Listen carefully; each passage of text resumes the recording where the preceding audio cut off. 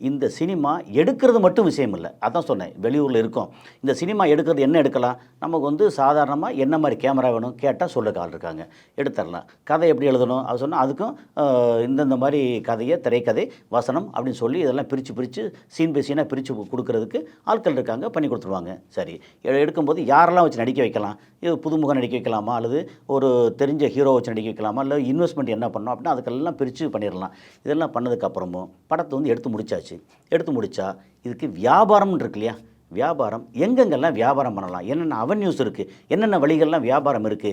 அப்படின்னு பார்த்தோம்னா, நமக்கு வழக்கம் போல நம்பர் 1 தியேட்டர்ல ரிலீஸ் பண்ணணும். தியேட்டர் ரிலீஸ் பண்ணும்போது என்ன ஒரு ப்ளஸ் அப்படின்னா, இது அ ஆடியோ லான்ச் பண்ணுவோம், பிரஸ் மீட் பண்ணுவோம், பிரஸ் ரிலீஸ் பண்ணுவோம். அதுக்கப்புறம் தியேட்டர்ல போடும்போது ஊர்ல அங்கங்க எல்லா தியேட்டர்லயும் அது சுத்தியே போஸ்டர் இருக்கும். அப்புறம் லோக்கல் பேப்பர்ல விளம்பரம் வரும். அப்ப இந்த படம் இங்கே இத்தனாம் தேதி வெளிய வருது.